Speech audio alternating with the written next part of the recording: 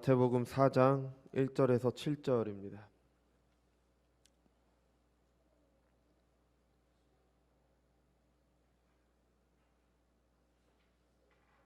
마태복음 4장 1절에서 7절 제가 봉독하겠습니다. 그때 예수께서 성령에 이끌리어 마귀에게 시험을 받으러 광야로 가사 40일을 밤낮으로 금식하신 후에 줄이신지라. 시험하는 자가 예수께 나와서 이르되 내가 만일 하나님의 아들이어든 명하여 이 돌들로 떡덩이가 되게 하라. 예수께서 대답하여 이르시되 기록되었으되 사람이 떡으로만 살 것이 아니요 하나님의 입으로부터 나오는 모든 말씀으로 살 것이라 하였느니라 하시니, 이에 마귀가 예수를 거룩한 성으로 데려다가 성전 꼭대기에 세우고 이르되 내가 만일 하나님의 아들이어든 뛰어내리라.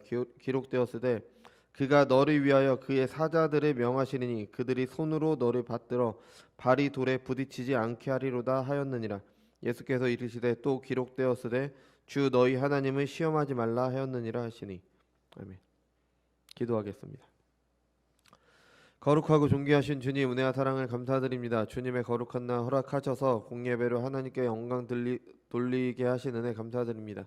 주님, 이 시간 주님의 말씀 듣는 시간입니다. 우리 안에 계신 성령께서 함께 하셔서 주시는 계시 가운데 하나님의 음성을 듣는 자들 될 수 있도록 인도하여 주옵소서. 그래서 주님을 시험한 마귀의 계교를 알고 우리가 그것을 이겨내는 저희들이 될 수 있도록 인도하여 주옵소서. 감사드리며 사랑이 많으신 예수님의 이름으로 기도드렸습니다. 아멘. 오늘은 지난주에 이어서 이제 예수님께서 받으신 두 번째 시험을 보려고 합니다. 그래서 예수님께서 시험 받으신 내용은 누가복음에도 이제 기록이 돼 있죠. 마가복음에는 그냥 시험을 받으셨다라고만 기록이 돼 있지만 누가복음에는 이 마태복음처럼 좀 길게 그렇게 기록이 돼 있습니다. 근데 틀린 것이 좀 다른 점이 하나가 있는데, 이 두 번째 시험과 세 번째 시험의 순서가 다릅니다. 그래서 마태복음의 세 번째 시험이 누가복음에서는 두 번째 시험이에요. 이렇게 순서가 바뀌었습니다. 그래서 어느 것이 맞다 이런 것이 중요하진 않습니다. 둘 모두가 아마 예수님께서 시험 받으실 때 그것을 본 사람은 없으니까 예수님께 전해 들었거나 아니면은 예수님께서 제자들에게 말한 것을 제자들이 다시 전했거나 그렇게 들은 것을 이제 그들이 마태나 누가가 자신들이 전하고자 하는 내용을 담아서 기록한 것이죠. 그러니까 자신의 의도를 담아서 이제 순서를 이렇게 구성을 한 겁니다. 그럼 둘의 의도가 들어갔으니까 하나님의 말씀이 아니지 않냐? 저와 여러분은 이제 이 질문이 왜 잘못되었다는 걸 이미 다 알고 있습니다. 하나님께서는 사람을 통해 성경을 기록하셨습니다. 성령의 감동으로 된 글이지만 그 글을 쓴 사람을 배제하지 않으셨습니다.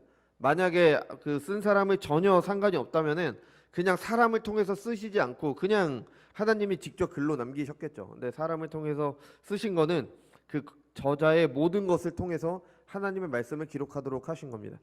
그러니까 성경 저자들은 모두 각자 자신들의 의도대로 글을 썼습니다. 하나님께서는 그런 그들을 감동하셔서 하나님의 말씀을 기록하도록 하셨습니다. 사람이 썼지만 성경은 100% 하나님의 말씀입니다. 그래서 우리는 성경을 읽을 때 쓴 사람의 의도를 생각을 해야 됩니다. 왜냐하면 하나님께서 그 사람의 의도를 통해서 우리에게 계시를 주셨기 때문에. 그래서 어떤 사람에게 무엇을 전하려고 했는지 그거를 알아야 되죠. 같은 말이라도 어떤 사람에게 말하려냐고 하는 거에 따라서 그 의미가 좀 달라질 수가 있어요. 그래서 1차 청중이 누구고 이게 누구에게 쓴 글이고 그런 것들도 좀 알아야 되는 이유입니다. 그래서 문맥도 알아야 되고 시대 상황도 알아야 되고 그래야지 정확한 의도를 알게 되겠죠. 태초에 하나님이 천지를 창조하시니라. 그럼 유대인들에게 과연 태초는 어떤 의미이고 천지가 어떤 의미인지를 생각한 다음에 그 다음에 그걸 통해서 주시는 하나님의 계시를 보는 거죠. 그죠? 이런 방식으로 성경을 읽어야 됩니다. 그래야 이제 정확한 의도를 알게 되기 때문입니다. 그렇지 않아서 잘못된 해석을 하게 됩니다. 오늘 본문에서 마귀도 이제 잘못된 해석을 해요. 그래서 우리가 성경 읽기를 하면서 이제 성경의 내용에 대해서 이제 조금씩 알면서 읽자고 하는 것도 바로 이런 이유죠. 그죠? 그냥 글의 의미를 모르는데 그냥 우리가 기계적으로 성경을 읽을 때 하나님께서 갑자기 그 말씀을 통해서 하나님의 음성을 들려주시지 않습니다. 대부분 일반적인 경우에 그렇게 되지 않아요. 그러니까 우리가 의미를 알고 성경을 읽을 때 그 의미를 통해서 하나님께서 우리에게 말씀을 하시게 되는 거죠. 그렇죠? 그래서 마태복음이나 누가복음에서 시험의 순서가 다른 것은 물론 서로 다른 것을 말하기 위한 건 아닙니다. 같은 것을 얘기하는데 서로 다른 측면에서 보아서 이제 풍성한 계시를 주기 위해서 이렇게 기록한 것뿐이죠. 그래서 이것을 살피기 위해서 이제 지난주의 내용인 첫 번째 시험을 간단히 보고 이어지는 두 번째 시험에 대해서 같이 보도록 하겠습니다. 첫 번째 시험은 예수님께서 광야에서 40일간 금식을 마치고 난 후에 있었던 일입니다. 이제 금식을 마치셨죠. 그러니까 이제 먹어야겠다라는 생각을 할 때 먹을 것으로 시험을 했습니다. 뭐 배고플 때 먹는 게 나쁜 일이 아니잖아요. 그리고 또 예수님께서는 돌을 떡으로 만드실 능력도 있으셨죠. 근데 그래서 뭐 너무나 당연한 일이고 뭐 해도 되는 일인데, 이게 시험이 된 이유는 하나님께서 먹으실 때까지 기다리느냐, 그러니까 하나님의 뜻에 순종하느냐, 아니면 내 마음대로 먹느냐, 그러니까 내 뜻대로 하냐, 요 문제가 바로 시험이었던 겁니다. 우리는 이것을 예수님께서 마귀에게 대답하신 말씀, 그러니까 신명기 8장 3절의 맥락에서 이해할 수 있었습니다. 하나님께서는 출애굽한 이스라엘을 광야에서 줄이게 하셨습니다. 왜냐하면 그들을 만나로 먹이셨죠. 하나님께서 그들을 먹이시는 분을 나타내셨습니다. 또 만나를 주시면서 그 만나를 받을 때 지켜야 되는 행동도 주셨어요. 뭐 매일 하루씩, 또 안식일 전날은 이틀씩 이렇게 주셨습니다. 또 그것을 통해서 이스라엘은 하나님의 말씀에 순종할 때 살 수 있다라는 것을 배우는 겁니다. 중요한 것은 하나님께 대한 순종이죠. 이거를 가르치기 위해서 하나님께서 그렇게 하셨습니다. 함께 만나를 먹었던 출애굽 1세대들의 죽음을 본 2세대들은 이걸 아주 직접적으로 경험을 했습니다. 먹을 것만으로 사는 게 아니었어요. 그러니까 하나님께 불순종한 1세대도 같이 만나를 먹었습니다. 근데 1세대는 광야에서 죽었죠. 그게 나이가 들어서 죽은 게 아니라 그들의 목적지는 광야가 아니었습니다. 애굽에서 나온 그들의 목적지는 가나안 땅이었죠. 거기에서 출애굽 1세대가 죽은 것은 자연스러운 게 아닙니다. 그러니까 광야에서 죽은 게 자연스러운 죽음이 아니었습니다. 그러니까 하나님께 불순종함으로 광야에서 죽게 된 거죠. 예수님께서는 마귀의 시험이 이 하나님께 대한 순종임을 아셨습니다. 그래서 하나님 나라를 가져올 새 이스라엘로 이제 완전한 순종을 보이셨습니다. 먹는 일은 뭐 단순히 먹는 일만 말하지 않겠죠. 우리의 생계를 말하는 거죠. 그죠? 생계는 아주 중요합니다. 이거 무시할 수 없잖아요. 하지만 신자들은 그것까지도 하나님께 맡겨야 되는 겁니다. 마태복음 6장 31절에서 32절에 약속이 있습니다. 그러므로 염려하여 이르기를 무엇을 먹을까, 무엇을 마실까, 무엇을 입을까 하지 말라. 이는 다 이방인들이 구하는 것이라. 너희 하늘 아버지께서 이 모든 것이 너희에게 있어야 할 줄을 아시느니라. 그런즉 너희는 먼저 그의 나라와 그의 의를 구하라. 그리하면 이 모든 것이 너희에게 더하시리라. 아멘. 그냥 뭐 하나님께 다 맡겨라. 물론 그런 의미가 있지만, 그러니까 아예 걱정도 하지 말고 그냥 아무것도 하지 말고 그냥 교회에 나와서 예배만 잘 드려라, 그런 의미가 아니잖아요. 그죠? 우리가 열심히 일해야 됩니다. 열심히 일하는데 단순히 그 일이 생계만을 위한 게 아니라 하나님의 뜻을 이루기 위해서 하는 겁니다. 이게 청년들이 읽는 일과 영성이라는 책이 있는데 거기에 보면은 잘 정리가 돼 있어요. 그래서 저희도 나중에 이제 독서 모임할 때 한번 읽었으면 좋겠는데, 하나님의 영광을 위해서 일을 해야 되는 겁니다. 뭐 그걸 위해 여러 가지 뭐 그것까지 다 말씀드릴 수는 없지만, 그냥 그 생계를 위해서 하나님께 영광 돌리는 삶을 포기해서는 안 된다는 겁니다. 하나님께 영광 돌리는 삶, 하나님께 순종하는 삶이 먼저고, 그러고 나서도 열심히 살 때 그때 하나님께서 너희에게 모든 것을 다 더하신다라는 약속이 있는 거죠. 그러니까 하나님의 약속을 믿고 하나님의 자녀로 사는 겁니다. 그럴 때 하나님께서 먹이신다고 약속하셨으니까 두려워하지 말고 하나님의 뜻대로 살아가면서 열심히 수고하는 겁니다. 신자들은 이 약속을 믿을 때 하나님께 순종하게 돼요. 왜냐하면 먹고 사는 문제 중요하잖아요. 그죠? 그게 당장 내 눈앞에 있으면 누구도 하나님께 순종할 수 없어요. 왜냐하면 그게 더 중요하니까. 그러니까 이 먹고 사는 문제를 하나님께 맡기지 못하면 순종할 수가 없게 되는 거죠. 왜냐하면 사람에게 가장 중요한 문제이기 때문에 언제든지 흔들리게 됩니다. 아마 이 말의 의미를 잘 아실 겁니다. 그만큼 중요하기 때문에. 그죠? 먹고 사는 일은 사람에게 중요하게 여겨지기 때문에. 하지만 실제로는 하나님께 순종하는 게 더 중요합니다. 그거를 예수님께서 말씀하실 거죠.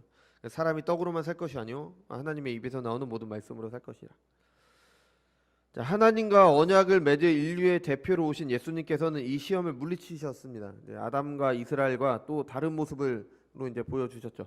그런데 이 두 번째 시험, 오늘은 두 번째 시험을 나눌 건데, 이 첫 번째 시험을 이긴 사람을 넘어뜨리려고 하는 아주 교묘한 마귀의 유혹입니다. 그러니까 첫 번째 시험을 이긴 사람에게 두 번째 시험이 들어가는 거예요. 이게 참 교묘하죠. 하나님께 순종해야 된다는 시험에서 예수님께서는 이기셨습니다. 그것도 먹을 것과 관련돼서 충분히 예수님께서 하셔도 돼요. 왜냐하면 먹으셔도 되는 거니까. 하실 능력도 있으신데 예수님께서는 하나님께 순종을 하셨잖아요. 큰 승리가 있었죠. 큰 승리가 있었습니다. 그때 마귀는 두 번째 시험을 하는 겁니다. 아, 네가 하나님께 순종하냐? 그래, 그럼 하나님과 너 자신의 믿음을 증명해봐. 이게 바로 두 번째 시험의 내용인 겁니다. 시험에 승리한 순간 마귀는 그 승리를 사용해서 다른 시험을 준비하고 있는 거예요. 시험에서 승리했다고 생각하는 순간이 가장 위험할 수 있습니다. 그래서 고린도전서 10장 12절에서 사도 바울은 그런즉 선줄로 생각하는 자 넘어질까 조심하라는 권면을 했습니다. 우리는 늘 경계하고 겸손해야 됩니다. 우리가 믿음이 좋다라고 생각하는 순간, 내가 하나님께 순종했다라고 생각하는 순간 그 순종이 또 다른 시험의 계기가 될 수가 있는 겁니다. 늘 경계해야 되는 겁니다. 마귀는 두 번째 시험에서 예수님을 거룩한 곳의 꼭대기, 성전의 꼭대기겠죠. 일로 데려갔어요.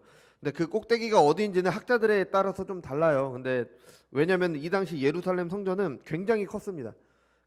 이 헤롯 대왕이 세웠잖아요. 근데 이 헤롯 대왕은 유대인이 아니었어요. 그러니까 제가 지금 얼핏 기억나고는 에돔 사람이에요. 그러니까 어쨌든 유대인은 아니었습니다. 근데 유대인이 아닌데 로마 사람에게 이렇게 아부를 해서 유대인의 왕이 된 사람이에요. 그러니까 좀 정통성이 떨어졌죠. 그래서 유대인들에게 잘 보이려고 성전을 아주 크게 졌어요. 40몇 년 동안 그렇게 지었을 거예요. 그런데 그래서 이제 성전의 꼭대기가 정확히 어딘지는 모릅니다. 근데 어쨌든 간에 거기서 떨어지면 죽을 정도의 높이인 어떤 곳이었을 거예요. 그죠? 그러니까 이게 시험이 되는 거죠. 또 마귀가 성전 꼭대기에 예수님과 함께 올라간 게 아니었습니다. 걸어갔다라는 얘기가 없고 그냥 데려간 거잖아요. 그죠? 한순간에 예수님을 꼭대기로 데려간 거죠. 그러니까 이처럼 마귀는 능력이 있습니다. 하나님의 섭리 아래, 하나님이 허락 아래 이 세상에서 어떤 능력을 발휘해요. 그리고 그 능력으로 신자들이 시험합니다. 아주 교묘하기 때문에 신자들은 늘 경계해야 되는 겁니다. 시험에 승리했다고 느끼는 그 순간 그게 바로 또 다른 시험의 기회가 되기 때문에 아주 위험한 거죠. 둘째 시험의 내용은 첫 번째 시험과는 또 다릅니다. 왜 다르냐면 똑같이 예수님을 하나님의 아들이라고 부르는데 요구하는 게 좀 달라요. 첫 번째 시험은 먹을 것이었잖아요. 그러니까 배고플 때 먹는 것이라는 아주 당연한 것으로 시험을 했잖아요. 근데 두 번째 시험은 아니에요. 그러니까 당연하지가 않습니다. 좀 이상해요. 죽을 만한 높이에 올라가서 뛰어내리라. 이거는 자살하라는 거잖아요. 그죠? 그러니까 이상한 요구를 하는 거예요. 그러니까 정상적인 사고를 하는 사람이라면 당연히 거절하는 요구입니다. 그죠? 예수님께서는 뛰어내리실 이유가 없죠. 왜 뛰어내려요? 굳이 뛰어내리실 이유가 없죠. 이렇게 볼 때 두 번째 시험은 시험이 되지가 않아요. 그러니까 말도 안 되는 요구이기 때문에. 그래서 마귀는 두 가지를 덧붙이게 됩니다. 하나는 이미 말씀드린 하나님의 아들이라는 단서죠. 그리고 또 하나는 마귀가 인용한 시편 90, 이게 시편 91편의 말씀이거든요. 너 하나님의 아들 아니냐? 그리고 시편 91편에서 하나님께서 보호한다고 하시지 않았냐? 그러니까 뛰어내려라. 그러니까 명분을 만들어 준 겁니다. 그죠? 이것을 통해 두 가지 효과를 얻는 거죠. 네가 뛰어내리면 네가 하나님의 아들이라는 게 증명이 된다. 하나님께서 보호하셨으니까. 하나님께서 하나님의 아들이라고 거짓말하는 사람을 보호하시지는 않겠죠. 그러니까 네가 하나님의 아들이라는 게 증명이 된다. 그리고 또 한 가지는 하나님께서 정말 그가 말씀하신 대로 보호하시는 살아계신 하나님이라는 게 증명이 되잖아요. 그러니까 뛰어내림을 통해서 그 두 가지를 증명해봐라. 이게 바로 하나님께서 예수님께서 받으신 두 번째 시험의 내용이 되는 겁니다. 그러니까 좋은 결과를 가져오니까, 그죠? 하나님이 증명이 되고 예수님 자신도 증명할 수 있는 기회잖아요. 말씀드린 대로 첫 번째 시험과 연결하면 이 마귀가 얼마나 교묘한지 알 수 있습니다. 그죠? 네가 하나님께 순종하냐? 그래, 좋다. 그 하나님이 진짜 있냐? 한번 증명해봐라. 네가 뛰어내려서 증명해봐. 그리고 네가 진짜 하나님의 아들이라고 인정을 받고 있냐? 그냥 증명해봐. 네가 뛰어내려서 산다면 너는 하나님의 아들이고 하나님께서도 증명되시지 않겠냐? 그래서 하나님과 너 자신을 증명하기 위해 성전 꼭대기에서 뛰어내려봐라. 이게 바로 이제 예수님 두 번째 시험의 내용이 되겠죠. 마귀가 얼마나 교묘한지 아시겠습니까? 그죠? 하나님께 순종이라는 큰 승리를 거둔 후에 그 예수님께 하나님과 자신을 증명할 수, 예수님 자신과 하나님을 증명할 수 있는 기회인 것처럼 두 번째 시험을 하고 있는 겁니다. 게다가 마귀는요, 하나님의 말씀으로 시험을 하잖아요. 그죠? 하나님께서 이렇게 말씀하셨으니까 그대로 될 것 아니냐. 마태복음 문맥을 생각하면 이거는 더욱 그래요. 왜냐하면 마태복음은 유대인들에게 예수님을 알리기 위한 복음서입니다. 그래서 마태복음은 그 시작이 아브라함과 다윗의 자손으로 오신 예수님을 강조해요. 그러니까 유대인들에게 위해서. 그러니까 족보가 나오는 거죠. 그죠? 하나님께서 유대인들에게 하신 약속을 이루실 분으로 그 약속 대신 메시아로 예수님을 소개하는 겁니다. 그래서 복음서 가운데 이는 무슨 말씀을 이루려 하심이라. 이게 가장 많이 나오는 게 마태복음입니다. 왜냐하면 구약을 이루신 예수님이다. 이걸 나타내기 위해서 그런 거죠. 그러니까 마귀의 유혹이 더 강력한 거죠. 왜냐하면 구약 중에서 시편을 인용했잖아요. 이 말씀을 이루라고 예수님께 얘기를 하고 있는 거예요. 그러니까 얼마나 교묘한 시험입니까? 근데 우리가 생각을 해봐야 되는 게 하나님과 자신을 증명하려는 이 마귀의 요구가 정당한 것입니까? 여러분이 만약에 이런 시험을 당한다면, 이 마귀의 시험을 당한다면 마귀가 잘못되었다는 걸 어떻게 말할 수 있을까요? 이게 왜 잘못된 말일까요? 먼저 마귀는 일단은 뭐 시험의 내용은 일단 두 번째로 넘어가고, 마귀는 성경을 전형적으로 잘못된 방식으로 해석하고 있어요. 그러니까 처음에 말씀드린 대로 성경은 한 구절만 딱 가져와서 해석하면 안 됩니다. 쓴 저자의 의도를 봐야 돼요. 이게 어떤 내용으로 이렇게 썼는지를 봐야 돼요. 시편 91편에 이 분명히 마귀가 한 요 말이 있어요. 시편 91편에 그 10절과 12절에 보면은 요 말씀이 있습니다. 근데 시편 91편 1절과 2절을 보면요, 지존자의 은밀한 곳에 거주하며 전능자의 그늘 아래 사는 자여, 나는 여호와를 향하여 말하기를 그는 나의 피난처요 나의 요새요 내가 의뢰하는 하나님이라 하리니. 이렇게 시작을 해요. 그리고 나서 하나님께서 그 사람을 보호하실 것에 대한 약속이 쭉 나옵니다. 이렇게 보호하실 거고 보호하실 거다. 근데 이 약속이 누구한테 있는 거냐? 하나님의 보호하심 아래 피하는 사람들에게 있는 겁니다. 그냥 아무에게나 있는 게 아니라 하나님의 보호하심 아래 있는 사람들에게 하나님의 보호하심이 있을 거라는 약속의 말씀이에요. 하나님을 나의 피난처요 나의 요새요 신뢰하는 분들을 신뢰할 만한 분이라고 고백하는 신자들에게 약속된 그런 보호하심에 대한 말씀입니다. 하나님의 보호하심 아래 있다라는 거는요, 하나님을 믿고 그의 뜻에 순종하는 사람들이 말해요. 왜냐하면 하나님의 말씀대로 사는 것이 악을 피할 수 있는 가장 안전한 길입니다. 그런 사람들에게 약속하신 보호 가운데 마귀가 인용한 구절이 나온 겁니다. 그러니까 하나님을 믿는다는 핑계로 아무렇게나 행동하는 사람들에게 하신 약속이 아닌 겁니다. 하나님의 보호하심 가운데 있어야 되는데 스스로 그 보호에서 벗어난 사람들, 하나님을 거역하는 길을 가는 사람들에게 약속된 말씀이 아니에요. 그러니까 아무리 좋은 의도를 한다고 해도 하나님의 뜻대로 하고자 하는 것이 아니라면 하나님의 보호하심은 없습니다. 마귀는 이런 문맥을 보지 않는 거죠. 그냥 그 구절 갖다 쓰는 겁니다. 하나님의 뜻이 아니에요.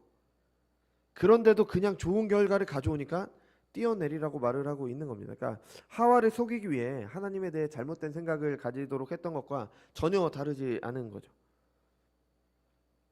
이 본문의 마귀처럼 문맥에 전혀 안 맞는 것으로 성경을 해석하는 거는 지금도 있어요. 뭐 우리 다 알잖아요. 뭐 신천지나 하나님의 교회라는 이단이 대표적이죠. 뭐 요한계시록에서 이긴 자를 뭐 누구라고 얘기하고, 뭐 새 예루살렘을 가리키는 단장한 신부를 뭐 어머니 하나님 뭐 그렇게 말하는 뭐 이거 다 신실한 하나님의 자녀들 교회를 가리키잖아요. 그죠? 근데 이거를 앞뒤 문맥 없이 가져다가 자신들의 말에 맞춰서 이제 신자들을 현혹하게 되는 거죠. 이런 이단 사이비들은 말할 것도 없어요. 그러니까 이들은 보면은 수준도 되게 낮아요. 그러니까 성경 조금만 보면은, 조금만 생각하면은 잘못되었다는 거 얼마든지 알 수 있습니다. 그죠?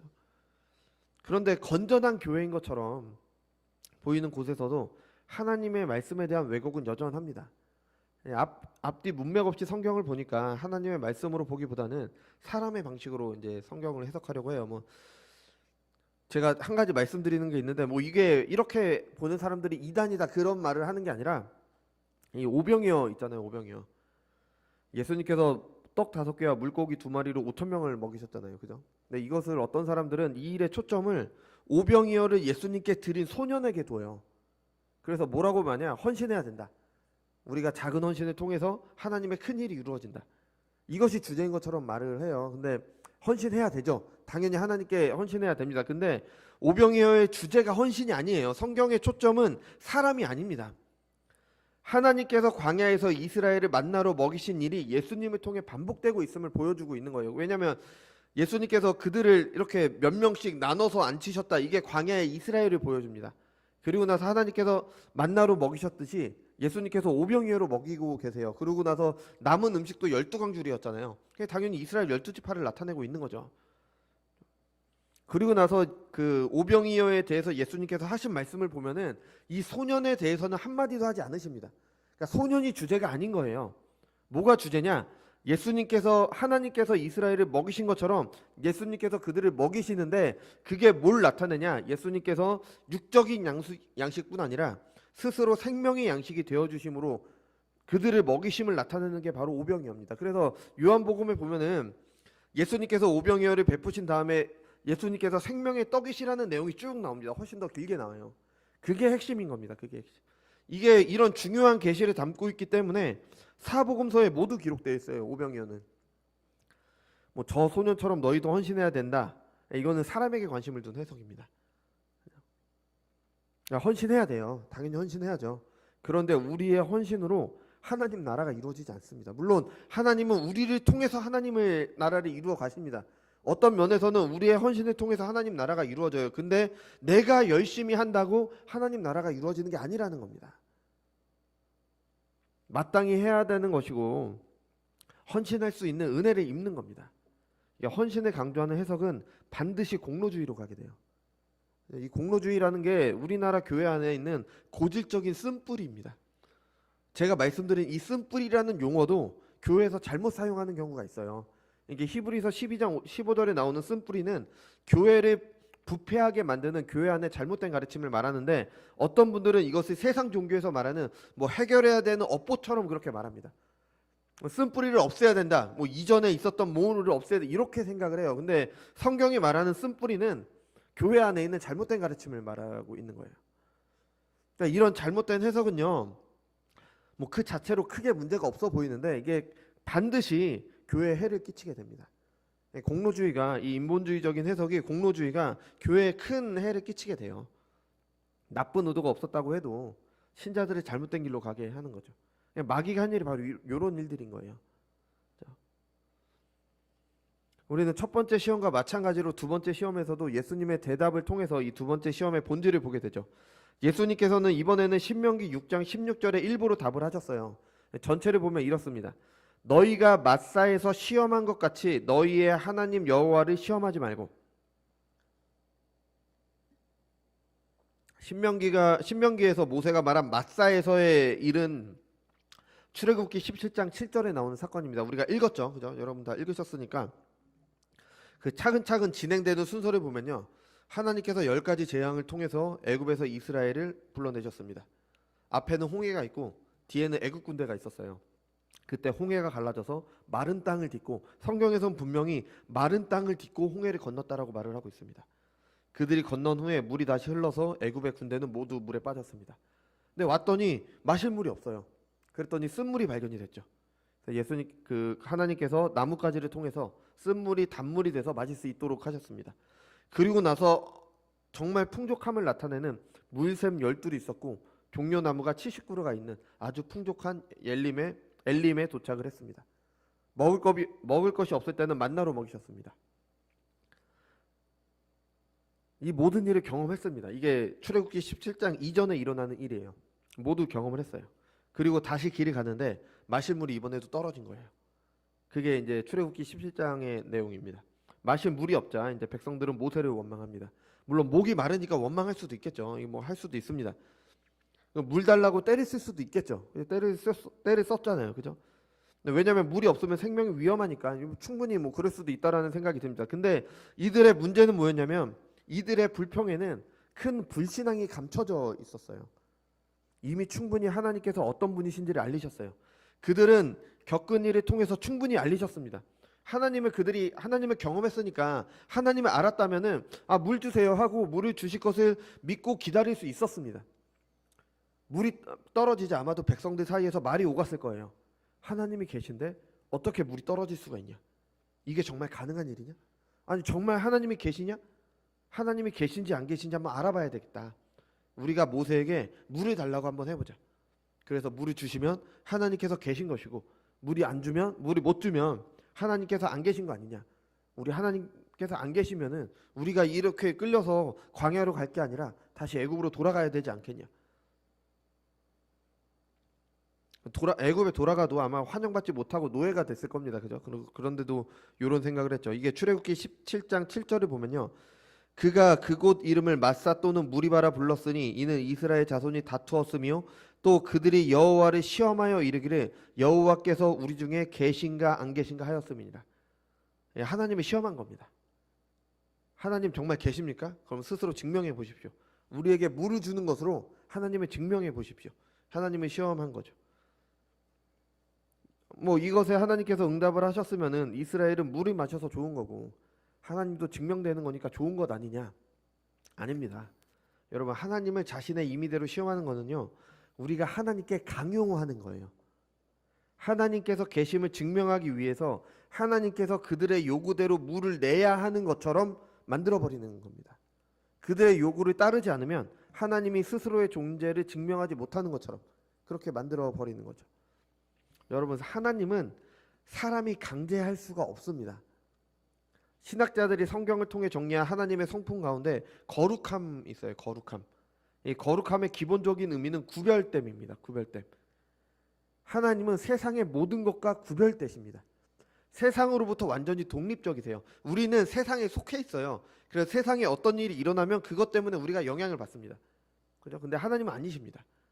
세상 속에 있지 않으시기 때문에, 세상 위에 계시기 때문에 이 세상에서 일어나는 어떤 일도 하나님께 어떤 일을 하도록 강제할 수가 없는 겁니다. 그런 하나님을 마치 자신이 조종할 수 있는 것처럼 하는 것이 바로 하나님을 시험하는 겁니다. 하나님에 대한 무지에서 나오는 엄청난 불신앙이죠. 마귀가 예수님께 요구하는 것도 마찬가지예요. 예수님께서 뛰어내리시면 마치 당연히 하나님께서 구하셔야 하는 것처럼, 그렇지 않으면 하나님께서 하나님의 행동을 강제하려고 하는 거죠. 하나님의 보호하심이 있다고 해서 스스로 위험한 길로 가는 것이 믿음의 행동이 아닌 겁니다. 신자가 그러니까 이런 거예요. 하나님이 나를 보호하시니까 그냥 차들이 오가고 있는데 뛰어들어도 나는 죽지 않을 거야. 이게 아니라는 겁니다. 하나님의 행동을 강제하려고 하는 거예요. 하나님의 보호하심이 있다고 해서 악한 사람들이 있는 곳, 그들과 함께 어울리는 것은 잘못입니다. 하나님께서 나를 보호하실 거니까 나는 저 자리에 가도 돼. 하나님께서 나를 보호하실 거니까 나는 사람들이 저렇게 죄를 짓는 자리에 가더라도 나는 괜찮아. 하나님이 나를 보호하실 거니까 나는 이단을 따라가도 나는 나를 지킬 수 있어. 이게 착각이라는 거예요. 그런 자리가 있으면 우리는 피해야 되는 겁니다. 악은 작은 것이라도 피하라고 했어요. 그러니까 우리가 스스로 이런 것들이 믿음의 행동처럼 보이잖아요. 아니라는 거예요. 하나님의 보호는 그의 보호하심을 따라 살려는 사람들에게 약속이 된 거지, 그냥 내가 내 마음대로 해도 하나님께서 나를 보호하셔야 돼, 이게 착각이라는 겁니다. 하나님을 시험하는 거예요. 예수님께서는 우리를 구원하시기 위해 죄인이 우리와 같이 되셨습니다. 그래서 이것을 우리는 성육신이라고 하죠. 그래서 이런 예수님을 닮아간다고, 또 하나님의 보호하심이 있기 때문에 괜찮다고 하면서 죄인들을 구원해야 되니까 죄 지을 자리로 가자, 나도 같이 가서 죄를 짓게 됩니다. 우리 그렇게 대단하지 않아요. 하나님의 약속은요, 하나님의 보호하심 아래에 있는 사람들에게 허락된 겁니다. 하나님의 뜻이 아니라면 피해야 됩니다. 하나님의 보호하심은 그에게 순종함으로 그의 뜻을 따르는 사람들에게 약속된 거예요. 하나님을 조종하고자 하는 사람들, 하나님께서 나를 지킬 수밖에 없다라고 생각하는 그런 교만한 자들에게 약속된 게 아닙니다. 저도 어렸을 때 이런 말 많이 들었어요. 그래서 기도를 하면 들어주실 줄 믿으면 그대로 이루어진다. 저도 그런 줄 알았습니다. 그래서 좀 더 나가신 분들도 있죠. 기도를 하고 들어주실 줄로 믿고 미리 감사헌금을 하면은 들어주신다. 그죠? 기도를 한번 했으면 그것이 반드시 이루어질 줄 믿는 것을, 그 믿음을, 이루어진다고 하는 그 믿음을 다시 그 기도를 하지 않는 것으로 나타낼 수 있다. 한 번 한 기도는 내 마음속에 이루어진다는 확신이 들면 기도 다시 하면 안 된다. 다 하나님을 잘못 알기 때문에 나온 말들입니다. 그렇죠? 내가 기도를 했는데 내가 믿어요. 그럼 하나님은 그거를 들어주셔야 되는 거예요. 내가 기도를 하고 내가 감사헌금을 했어요. 내가 그렇게 했으니까 하나님은 그거를 반드시 들어주셔야 되는 거예요. 내가 하나님을 강제하고 있는 겁니다. 이게 하나님을 시험하고 있는 거예요. 예수님을 시험하는 마귀처럼 뭐 마귀 같다는 게 아니에요. 그분들이 마귀라는 게 아니라요. 하나님의 말씀을 부분적으로만 사용하기 때문에 그런 겁니다. 우리는 하나님의 아들들이죠. 그죠? 예수님을 통해 우리의 모든 기도는 하나님께 전해집니다. 예수님께서 내 이름으로 구하는 모든 것을 아버지께서 주실 것이라고 하셨죠. 또 도둑이라도 자녀에게 좋은 것을 주는데 하물며 하나님께서 주시지 않겠냐, 이런 말씀도 있고요. 또 겨자씨만한 믿음이 있다면 이 산을 들어 저리로 옮길 수 있다라고 했습니다. 그러면 겨자씨만한 믿음이 내게 있다라는 거 증명하기 위해서 이 산을 저 산으로 옮겨야 됩니까? 그게 아니라는 겁니다. 이거는 우리 믿음의 능력을 그렇게 나타내신 거지, 아니 하나님의 뜻이 아닌데 이 산을 들어 저 산으로 옮기다라고 그렇게 내가 믿음을 시험하는 게 아니라는 거예요. 어떤 뭐 제가 몇 번 말씀드렸지만 어느 목사님께, 외국에 계신 어느 목사님께서 뭐 바울이 뱀에 물렸는데 죽지 않았잖아요. 독사에게 물렸는데 죽지 않았으니까 나도 그럴 거다 하면서 뱀에게 물렸대요. 어떻게 됐을까요? 죽었습니다. 하나님께 보호하심이 없습니까? 아닙니다. 그건 자기 스스로 죽을 길을 가는데 하나님께서 그 사람을 보호해야 될 의무가 없으신 거예요. 그 사람은 뱀에게 자신이 물렸으니까 하나님은 반드시 나를 살리셔야 된다라고 하나님을 강제하려고 한 겁니다. 하나님 시험한 거예요. 이런 생각들은 하나님을 자신의 뜻대로 조종할 수 있는 것처럼 이런 착각에서 나오게 된 거죠. 예수님의 말씀은 기도해서 너의 소원을 이루라는 게 아닙니다. 아이들이 부모님께 그러니까 부모님께서 어떤 말을 들어주지 않으면은 아이들이 어떻게 반응해요? 나 밥 안 먹어, 이러고 방으로 들어가잖아요. 아이가 밥을 안 먹으면은 부모님들이 속상하시잖아요. 그러니까 애의 밥을 먹이기 위해서 좀 들어주기도 하고 그렇잖아요, 그죠? 그런 투쟁 아닌 투쟁을 좀 하죠. 근데 밥 굶으면 결국 자기 손해입니다. 그리고 자기 자신을 해치면은 부모님들이 속상해 하실 테니까 그걸 이용하는 거죠. 어떻게 보면은 아주 잘못된 행동입니다. 그죠? 우리가 이렇게 하는 거 하나님도 이런 식으로 우리가 조종하려고 하는 겁니다. 하나님 내가 믿는데요. 하나님께서 내 기도 들으실 줄 알고 내가 믿어요. 당연히 들어주셔야 되는 거 아닙니까? 하나님 내가 믿고 감사원까지 했는데요. 하나님 들어주셔야 되는 거 아닙니까? 하나님 내가 하나님 믿으면서 죽을 길로 가는데요. 그럼 저 지켜주셔야 되는 거 아니에요? 하나님의 강제하는 거고 이게 하나님의 시험하는 겁니다. 내가 더 어려운 방식으로 기도하면, 내가 어떤 더 힘든 신앙생활을 하면 마치 하나님께서 내 소원대로 행하셔야 되는 것처럼 잘못 알고 있는 하나님에 대한 생각으로 하나님과 계약 맺듯이 하나님께 어떤 행동을 강요하는 거죠. 하나님 제가 이렇게 할 테니까 하나님 요거 꼭 해주셔야 돼요. 하나님께서 얼마나 크신 분인지 몰라서 하는 겁니다. 내가 뭘 하는 게 하나님께 뭐 얼마나 대단한 일이겠습니까? 여러분 착각하지 마십시오. 하나님께서는 하시고자 하면은 나귀를 통해서도 하나님의 일을 하십니다. 우리가 민수기 22장 읽을 때 나왔잖아요. 발락과 발람 이야기에서 나귀가 나오잖아요. 그죠? 냉정하게 말해서, 정말 냉정하게 말해서 내가 1000일 동안 기도한다고 해서, 내가 40일 동안 금식 기도한다고 해서 하나님께 무슨 유익이 되겠어요? 그게 하나님께 무슨 유익이 되겠어요? 그 어떤 것도 하나님께서 행하시고자 하는 일에 영향을 줄 수 없는 겁니다. 도리어 하나님께서 하나님의 일을 하는데 죄인들인 우리가 함께 하도록 하시는 그 은혜가 감사한 거죠. 내가 어떤 계획을 세워놓고 그저 믿음으로 이루어질 줄 믿습니다. 이렇게 밀고 나가는 게 믿음이 아니라는 겁니다. 이렇게 해주시지 않으면 제가 다 망합니다. 해주세요. 하나님께 강요하는 겁니다. 여러분들은 어떤지 모르겠는데 저는 과거에도 그랬고요. 과거에도 이런 모습이 저한테 있었고요. 뭐 지금도 있을 수도 있어요. 그죠? 많이 저질렀습니다. 이런 일들. 근데 그것이 믿음인지 착각을 했죠. 그런데도 가만히 보면요. 그런데도 저는 망하진 않았어요. 망하지 않았잖아요. 하나님께서 나에게 굴복하셔서 내 뜻을 이루어 주셨기 때문이 아닙니다. 내가 한 무엇이, 내가 한 믿음의 행동이 하나님께서 지금까지 나를 인도하신 게 아니라 이런 죄인임에도 불구하고, 이런 연약함에도 불구하고 나를 참아주시고 인도하신 하나님의 은혜 때문에 내가 망하지 않고 살아있는 겁니다. 우리가 잘 아는 하나님께 표적을 구한 기드온이라는 사람이 있었잖아요. 그죠? 사사시대에 미디안이 강해졌을 때 이제 이스라엘은 그들에게 침략을 받고 뭐 고통을 당하고 있었습니다. 그때 이스라엘을 구원하시기 위해 기드온을 택하셨죠. 하나님의 사자를 보내셔서 기드온에게 나가 싸우라고 하셨어요. 그때 기드온은 하나님의 말을 믿지 못했습니다. 그래서 표적을 구했어요. 정말 마당에 양털 뭉치를 놨어요. 그래서 아침에 이슬이 양털에만 있고 주변 땅을 마르게 하시면은 정말 하나님께서 나를 통해 이스라엘을 구원하실 것을 믿겠습니다라고 얘기를 했죠. 그대로 됐습니다. 다시 이제 하나님을 시험하죠. 똑같은 마당이 있는데 이제 똑같이 양털을 두는데 이번엔 반대로 양털만 마르고 주변에 이슬이 있게 하면 내가 믿겠다. 하나님께서 들어주셨습니다. 그래서 이것을 근거로 하나님은 시험을 되는 것으로 생각해서 안 됩니다. 여러분, 사사기 시대의 사사들은요, 이스라엘을 구원한 영웅들이에요. 근데 그들 자체는 그렇게 대단한 사람들이 아닙니다.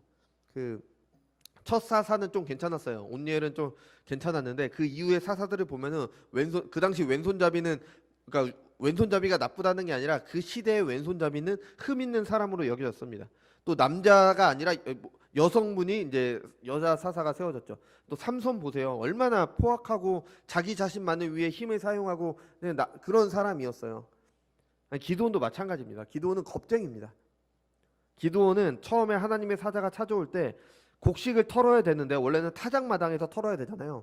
근데 포도즙 틀에서 털고 있었어요. 왜냐하면 미디안에게 빼앗길까봐. 내가 이 곡식을 털다가 미디안이 와서 빼앗길까봐 숨어서 곡식을 털고 있었던 겁니다. 그런 하나님의 사자를 그에게 큰 용사라고 부르며 찾아옵니다. 이게 굉장히 아이러니한 그런 장면인 거예요. 하나님의 말씀에 따라 병사들을 이끌고 전쟁하러 왔는데도 두려워했어요. 우리는 기드온의 300용사만 기억을 하잖아요. 그 300명을 데리고 이제 싸워야 되는 순간에도 기드온은 두려워했습니다. 그때 하나님께서 기드온을 미드안 진영에 가서 한 병사들의 말을 듣게 해요. 그 병사가 꾼 꿈이었는데, 보라, 내가 한 꿈을 꾸었는데 그 꿈에 보리떡 한 덩이가 미디안 진영으로 굴러들어와 한 장막에 이르러 그들을 쳐서 무너뜨려 위쪽으로 엎으니 그 장막이 쓰러지더라. 그의 친구가 대답하여 이르되, 이는 다른 것이 아니라 이스라엘 사람 요아스의 아들 기드온의 칼이라. 하나님은 미디안과 그 모든 진영을 그의 손에 넘겨주셨느니라. 그러니까 하나님께서 이방인의 입을 통해서 요 말을 듣도록 하셨습니다. 그런 후에야 이제 전쟁에 나가게 돼요. 기드온은 끝까지 겁쟁이였습니다. 그죠? 기드온이 시험을 했는데 응답하셨다라는 게 주제가 아니라 하나님께서 이런 부족한 기드온을 통해서도 이스라엘을 구원하셨다는 겁니다. 그런 부족한 기드온도 긍휼히 여기셔서 그의 말대로 해주셨다는 겁니다. 그러므로 그에게 확신을 주셨다는 거예요. 하나님은 얼마나 크신 분이십니까? 그렇게 하는데도 참아주시는 겁니다. 그럼에도 불구하고 망하지 않게 해주시는 겁니다. 여러분, 우리가 지금까지 하나님의 자녀로 그래도 이 정도로 살고 있는 게 내가 뭘 잘해서 하나님을 움직여서가 아니라, 내가 하나님을 잘 조종해서가 아니라, 이런 나라도 하나님께서 불쌍히 여기셔서 지금까지 인도하시는 겁니다. 하나님을 믿는다는 핑계로 우리는 하나님을 시험했지만 그것이 하나님을 움직이도록 한 것이 아닙니다. 그럼에도 불구하고 우리를 사랑하신 그 사랑 때문에 참아주시고 우리를 인도하시는 거죠. 그래서 우리는 이제 하나님을 믿는 신자라면은, 이제 우리의 믿음이 자랐다면은, 그것이 아무리 좋은 결과를 가져온다고 하더라도 우리는 하나님의 시험에서 안 됩니다. 하나님 이렇게 해주시면 내가 하나님을 더 잘 섬길게요. 이렇게 해주세요. 그래야지 내가 하나님을 섬길 수 있습니다. 나 아니어도 하나님 섬길 사람 많습니다. 나보다 더 대단한 사람들, 더 능력 있는 사람들 많습니다. 우리가 하나님께 이런 기도하는 거는 대부분 내 욕망 때문입니다. 하나님을 섬긴다는 핑계로 내 욕망 들어달라는 것일 뿐입니다. 하나님, 내 욕망이 이런데 이거를 들어주셔야겠는데 내가 하나님께 이렇게 할 테니까 조금 더 들어주세요. 그러니까 이런 기도를 하는 것 뿐입니다. 하나님을 믿는다면 하나님 시험하지 마십시오. 하나님을 신뢰함으로 하나님께 순종하는 것이 우리가 하나님께 보여야 되는 유일한 태도입니다. 오늘 살핀 것처럼 이 마귀는 둘째 시험을 통해서도 우리는 마귀의 교묘함을 볼 수 있습니다. 마귀는 분명히 우리의 약점을 파고듭니다. 마지막까지 어떻게 해서든 우리가 하나님을 거역하도록 합니다. 우리가 하나님을 신뢰한다? 그럼 그 신뢰 가지고 흔듭니다. 하나님을 시험해봐. 이게 마귀가 하고 있는 거잖아요. 예수님을 향한 첫째 시험은 아주 어려운 시험이었어요. 예수님께서는 그 시험에서 승리하셨습니다. 아니, 배고플 때 먹을 것 가지고 시험하는 거 얼마나 큰 시험이에요. 그거 이기셨습니다. 하나님께 절대적인 순종을 보이셨습니다. 그런데 마귀는 그 승리를 다른 시험의 기회로 삼았습니다. 하나님께 순종하신 예수님께 하나님의 말씀을 이루라는 속임수로 시험을 했습니다. 구약을 인용하며 구약을 성취하라는 시험을 했습니다. 성경에 대한 잘못된 해석에서 나오는 시험이었지만 어쨌든 그렇게 시험을 했죠. 하나님의 아들이라면 하나님을 믿음으로 순종해야 됩니다. 근데 그 믿음을 잘못 이해하도록 했습니다. 하나님을 시험하는 것을 믿음으로 착각하도록 하는 시험이었습니다. 하나님은 믿음으로 하나님께 순종하는 게 아니라 그 믿음을 그리고 하나님의 존재를 증명해봐라. 이게 바로 시험의 내용이었죠. 마귀의 말대로 했다면 예수님이 하나님의 아들 되신가 하나님의 신실하심이 증명된다 그렇게 시험을 한 겁니다. 하지만 그것이 하나님의 뜻이 아니라면 해서는 안 되는 겁니다. 하나님을 시험해서 안 됩니다. 하나님을 내가 내 마음대로 내 뜻대로 움직이려고 해서 안 됩니다. 그 무엇도 하나님을 강제할 수 없습니다. 믿음을 가장하여 하나님을 시험해서 안 됩니다. 내가 내 마음대로 해도 하나님께서 반드시 지키셔야 한다. 내가 하나님을 믿으니까 하나님은 당연히 나에게 이렇게 해주셔야 된다. 잘못된 생각입니다. 예수님께서 다시 한번 하나님의 말씀으로 마귀의 시험을 물리치셨습니다. 하나님의 말씀을 바로 알고 지키는 것만이 우리가 시험을 이기는 길입니다. 그래서 사도 바울은 교회를 위한 기도에서 하나님을 아는 것을 빠뜨리지 않았습니다. 우리 주 예수 그리스도의 하나님 영광의 아버지께서 지혜와 계시의 영을 너희에게 주사 하나님을 알게 하시고 너희 마음의 눈을 밝히사 그의 부르심의 소망이 무엇이며 성도 안에서 그의 기업의 영광의 풍성함이 무엇이며 그의 힘의 위력으로 역사하심을 따라 믿는 우리에게 베푸신 능력이 지극히 크심이 어떠한 것을 너희로 알게 하시기를 구하노라. 그의 영광의 풍성함을 따라 그의 성령으로 말미암아 너희 속사람의 능력으로 강건하게 하시오며 믿음으로 말미암아 그리스도께서 너희 마음에 계시게 하시옵고 너희가 사랑 가운데 뿌리가 박히고 터가 굳어져 능히 모든 성도와 함께 지식에 넘치는 그리스도의 사랑을 알고 그 너비와 길이와 높이와 깊이가 어떠함을 깨달아 하나님의 모든 충만한 것으로 너희에게 충만하게 하시기를 구하노라. 네. 여러분 하나님께서도 우리에게도 이런 은혜를 주시기 바랍니다. 그래서 이제 마귀의 시험을 이기는 저와 여러분이 되시기 바랍니다. 기도하겠습니다.